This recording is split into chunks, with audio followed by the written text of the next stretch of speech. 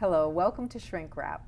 I'm Szifra Birke and delighted to have with me today Anne Jolles, and we'll tell you about Anne in just a second. I want to acknowledge that my co-host Edna Lezotte was not able to be with us today because she has no voice. Oh, I'm going to miss her.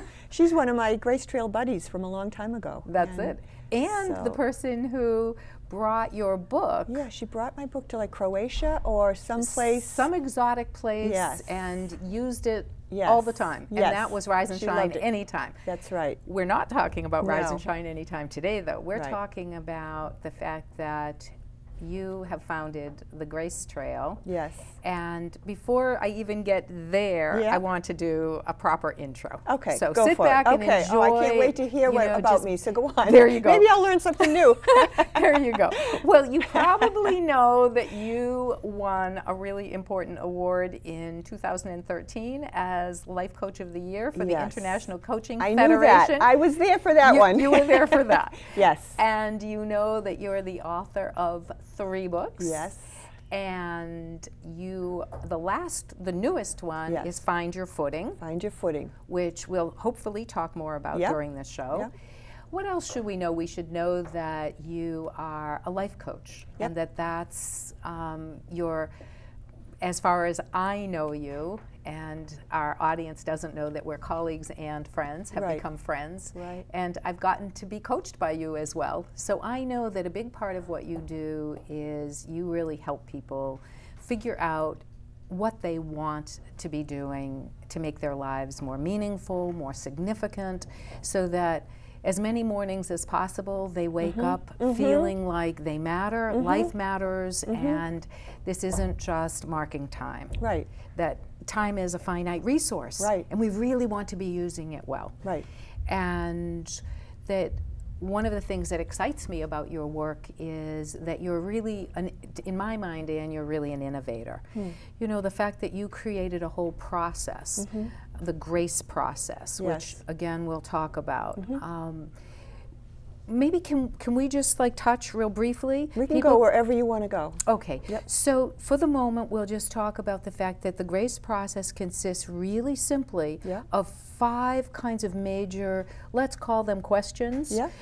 things to ponder. Right. And our audience can see these beautiful beach rocks that you brought. That's right. Because you're also an artist, and of course the Yeah. table looks better when you're on the show than any other time. I always have to bring something to look at. You know that. Yeah. That's right. So G is for? G is for gratitude. And so the question that naturally flows from the gratitude word is, what am I grateful for? Right. And R is for release, or as in, what can I let go of or release? A is accept. What's calling out in my life for acceptance? C is challenge. What's my next challenge? And E is, what can I embrace as possible in my life? Right. And so the lovely thing about this process is that people can start anywhere. They can start anywhere. Yep. There's no, you don't need to start with G, No. and you don't need to end with E. Right. And if people want to know more, stay tuned. Yeah, that's because we'll keep talking That's about right. this. That's right. Yes. And the Grace Trail emanated from the Grace process. Yes. So is there anything I've left out that's important for people to know first off about you? Well, I think it's important to say that I've been a life coach for 14 years. Because as you know, anyone can call themselves a coach. It's a very new industry. And I've been working at this for 14 years. I'm certified with the International Coach Federation of New England. That's where I got my Life Coach of the Year award last year. It's a very exciting organization, and I love my profession. And it's kind of hard because really, right about now, everyone's calling themselves a coach.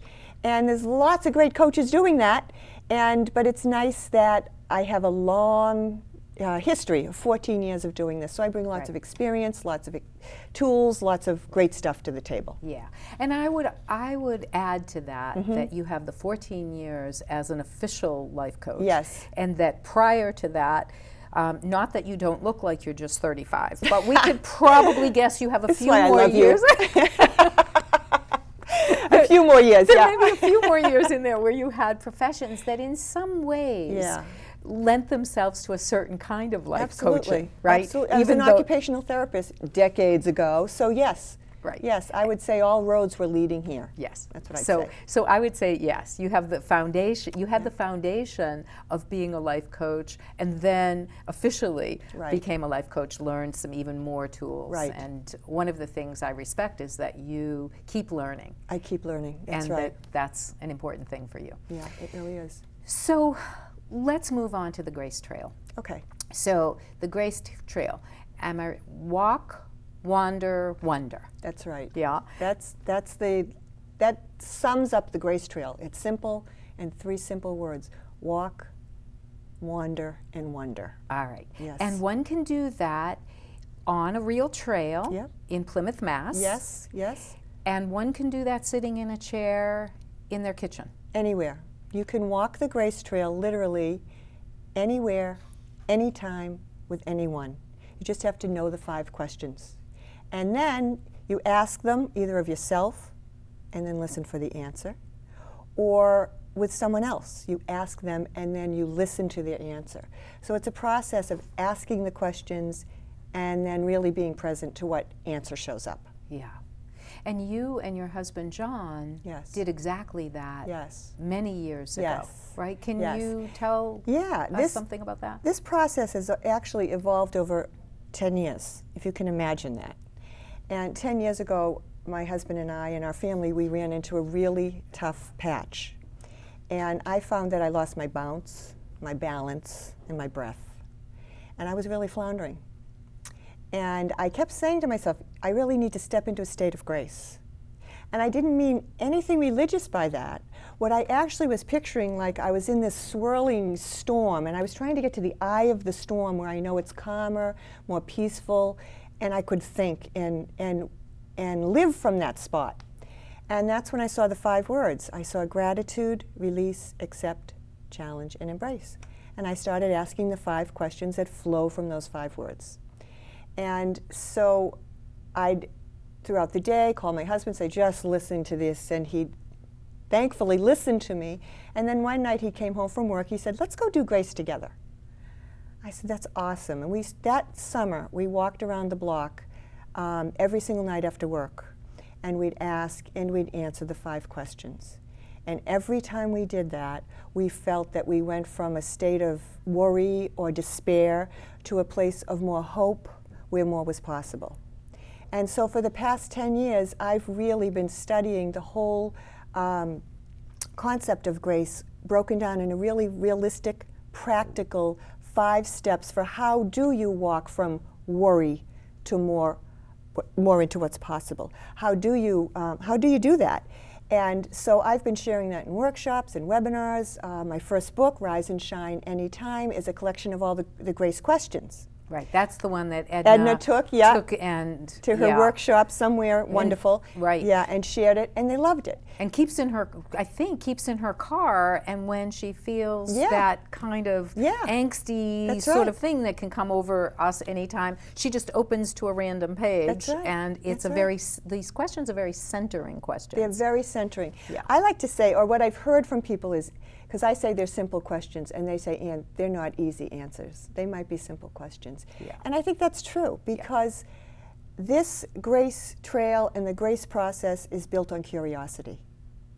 So you're actually able to start a conversation with yourself or with someone else that's built on curiosity, because every single step is a question. Mm-hmm. And questions bring us beyond what we already know.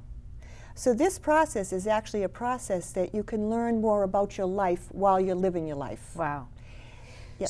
So you're saying that the questions bring you a kind of introspection, where we don't usually take the time to look inside. Right. And the question, if you're curious and wait for the answer, gives you clues about what's important to you, or who you are, or what you need right then. Exactly. Yeah. And you know, what my husband and I realized when we were doing that thing 10 years ago was we hadn't really been listened to, or we hadn't really listened to another the entire day. Wow. You know, you get so busy doing and so busy, and then you have distractions, and at that point we had Well, both of my parents were actually passing away very close to each other in time, and we had two very creative, challenging teenagers. So we didn't have a minute in the day. We were doing something constantly. Right. And this was really almost like our little sanctuary. And I realize now, looking back, we were actually walking the Grace Trail, because for us, it's very effective when we're actually walking and talking versus sitting. I find it I almost find the walking a magical part of it, because when we're out, nature gives you distractions, and there are people, and it gets you sort of off the stuff that you might be stuck on in your life, or stuck on in that moment, to possibly finding a different perspective or thought. Yeah, yeah. So that's the walking is a nice segue to the actual trail. And how did you get the inspiration for the trail? It's a great question. 2 years ago, when my son was in Afghanistan, I read an article about the Appalachian Mountain Trail. And in the article, there was a question, well, who's hiking the trail? And someone said it's a lot of vets, they're walking off their war. I love that, they're walking off their war. And so I said to myself, oh my gosh, is there a place where I could go and walk off my war every day? Is there a place where anyone could access, where they could go walk off their worries? And that's when the Grace Trail just came to me. And I said, what if I create a trail that people can actually come to and walk from worry, I call it, to wonderful. And so I created a trail down in Plymouth, Massachusetts, an actual trail. And maybe Pete could show people that trail right now. Yeah. Because you provided us a picture so that people could see the trail. Yep, that's the actual trail. There it is. Yes. And simple, curious way to begin a conversation around inspiration, hope, and resiliency. We haven't talked about resiliency. You have to just show up and ask the questions. Anywhere, and it's beautiful. anytime. I actually walked it with you and a friend of mine who was visiting. And the grass was 4 feet high. I mean, we actually were almost walking through a tunnel as we all chatted and asked each other the questions. Right. And so if I get back to how it all evolved. Yes, thanks. So that's how it came, when I had that sort of inspirational thought. And so I created the trail in Plymouth, where anyone can go anytime and walk it. And I have so many wonderful Grace Trail stories, Szifra. It's like, really fun. What's a wonderful Grace Trail story? First of all, my rocks got stolen. These rocks I have, I put out. I either paint them myself or I have an artist help me.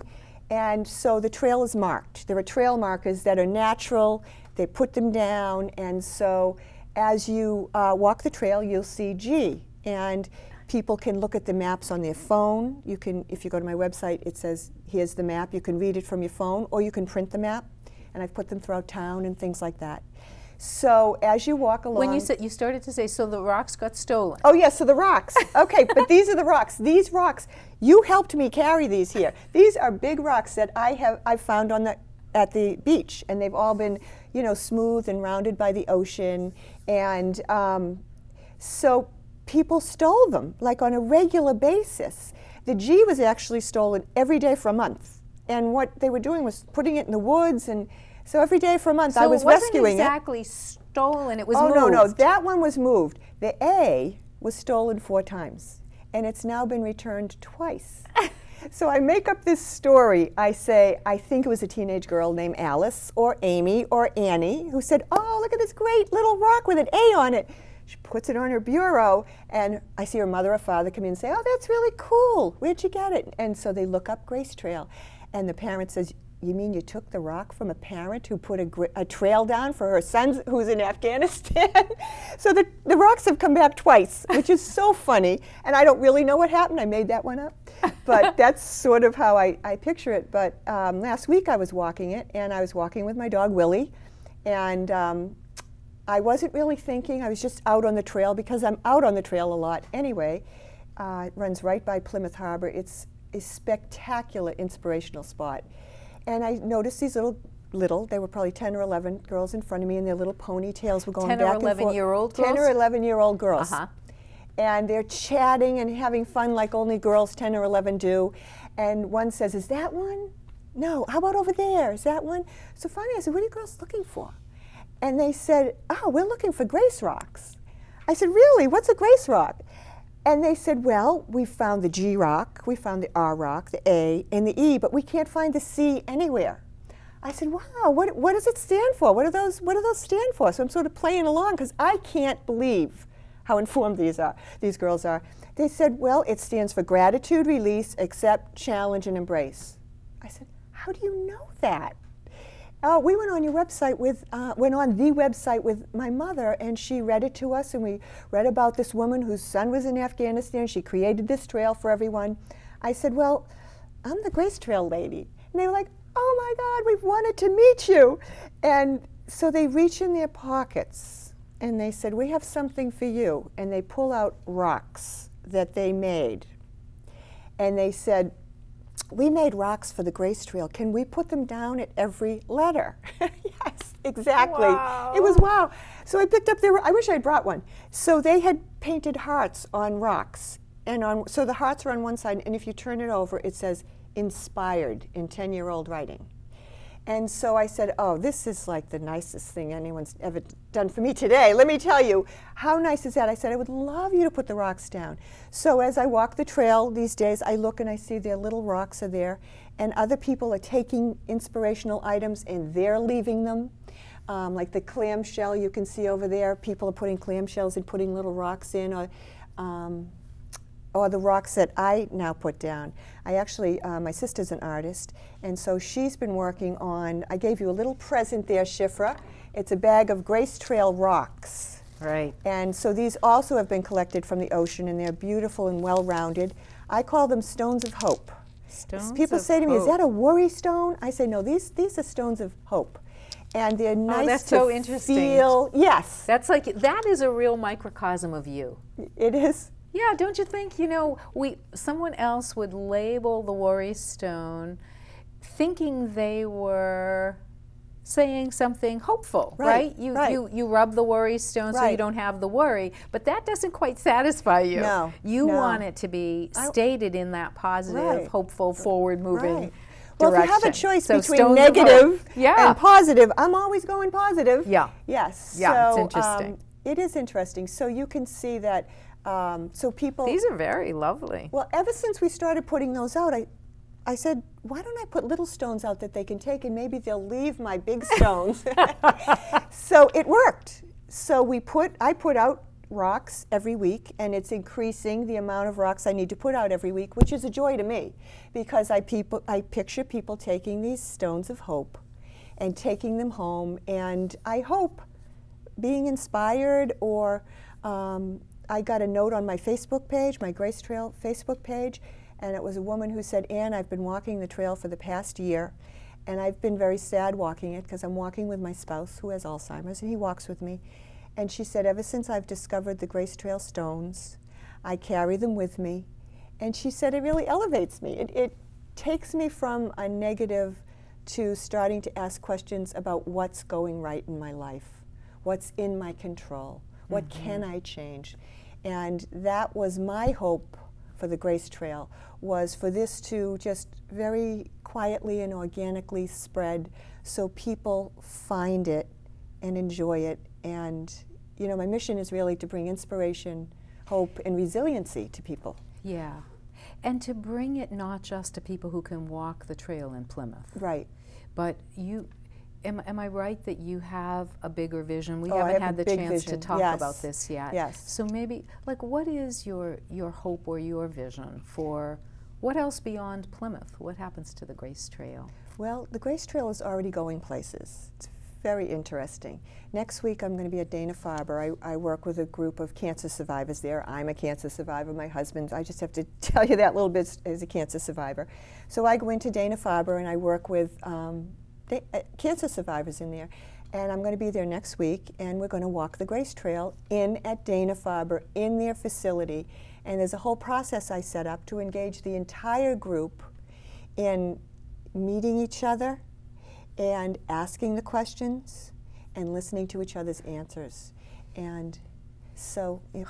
So when you say walk the Grace Trail at Dana-Farber, do you mean get up and move? Yes, I do. And will there be like a an area that's a G area and an R area, or do you mean we'll get up and, not we, but I would love someday, they have a beautiful Zen garden. I would love someday for there to be a Grace Trail right in their garden. I'd love to see Grace Trails in cancer centers, addiction centers, hospitals.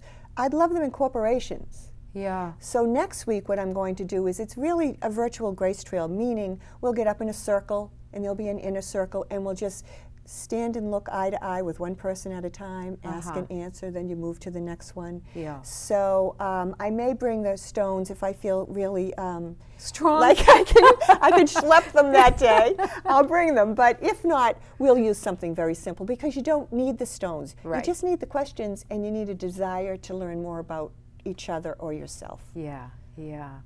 So it's intriguing to think about the application of this. So you've named a lot of possibilities. All of a sudden I'm thinking that people could bring you in, right? Corporations could bring you in. What a team building, what an interesting team building kind of experience this would be. Yes. As well as family reunions, the kinds of questions that people don't really think to ask each other. Intergenerational. Like I could imagine, you know, when my grandchildren are, you know, 10, that we could have all of us asking these questions of each other, the 3 generations. Right. Well, look at those 10-year-old girls. Exactly. They loved it. They said, "You inspire us." I was like, and it's just by simply asking the questions. And I always say whenever I give a workshop, you can pass. You know, there's no forcing. We don't want people to be uncomfortable. We want an openness to come as a student, come as a learner, to learn about your own life. That's the conversation I love to be in. Yeah. So when you told me and our audience the story of the girls, you said there are so many stories. Is there another story that stands out for you? Yes, there is. Okay. I got an email from actually a colleague in Texas, and she wrote to me and said, "Anne, I just walked the Grace Trail." She was out in Texas. She was having a really difficult time with a relationship, and her girlfriend was also having a difficult time in a relationship, and they went on a hike. She said, "So we brought you a map, and every time we had a switchback on the trail, we'd sit down and we'd ask another question." And she said, "We loved it." My friend kept saying, "Where'd you hear about this? This is so awesome."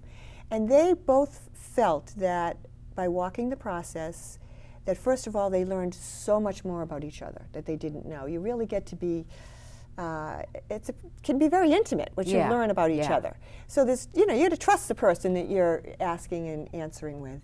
And they felt, again, that they went from a state of worry to one much more of what's possible in life. Yeah. So let's have Pete bring up the map. That's a great idea. And because it would help me to look at it. Okay. And so there's a start here, a start and an end, and we see these lowercase letters. So the people that you just described, they walked, and at every switchback they sat down and they asked the question that correlated with the letter. Yes, that's exactly right. So if you and I went out after this show and we were going to take a walk somewhere and we carried this map with us, we would start, and I might ask you, so what would my question be to you? What might be, I can cheat here because I think I have questions, but well, apparently not. So the first question is a lovely question. It's, what am I grateful for? And when I actually walked the trail with a yoga school, the Sanctuary Studio in Plymouth, Mass. had a yoga school for girls and teenagers. So she brought 10 girls down and 10 young women down to the trail. And we all walked the trail together. So when I talk to young people, I might not say, "What are you grateful for?" But I have other G words, like I'll say, like, "What's going right in your life? How can we gather more good stuff in our life? What are the gifts you bring to the world?" I mean, there's so many juicy G questions that you can sort of use language that's not so academic or maybe off-putting to them. And they or to other people. Or to other people, exactly. So we could come up with, if gratitude didn't sound right to my ear that day, then I might be like, what's going right? What's going right? I always said that to my kids. What's going right? What What's going right So today? can I share one? Yeah, That please do. That Yes. jumped right into my head. I love it. What is it? So can it be as simple as last night I got this call from my oldest granddaughter, Rachel, who was 7 yesterday, and I had a voicemail, both at home and on my cell, that said, "Grandma, I really want to talk to you." Oh, nothing better than that. How grateful, I was like, Yeah. so Yeah. she wanted to tell me about Alexander and the No Good, Very Bad, Terrible Day movie, and her birthday. Does she recommend it? Do we She need to does. go see it? She does recommend it. Maybe we should. Yes, that's right. So, is that the kind of thing that in that moment, something that just lifts you up? Absolutely. Okay, look at you, lifts you up. That's why this process makes sense, because if you do ask the questions, you start from a platform of positivity. You all of a sudden get a little toehold in positivity, and you get an upward spiral going. Yes. So instead of, we all are really familiar with the negative downward spiral. We know that really well. Right. This process starts with positive energy and asks you to go inside and think about what's going right in your life. Yeah. And all of a sudden your feet sort of center on what's going right and what's strong. And that's why the stones of hope, that's a positive way of looking at. Right. And at the same time, even though we have literally under 3 minutes, what I also like is that there's a realism that's a little challenging too. What do I need to let go of? Let go of, yes. What do I need to release? Yes. And does that mean I need to release my worry that as teenagers there's going to be a drug problem for one of my 3 grandchildren? Yeah. Does that, because that doesn't serve me to worry about that.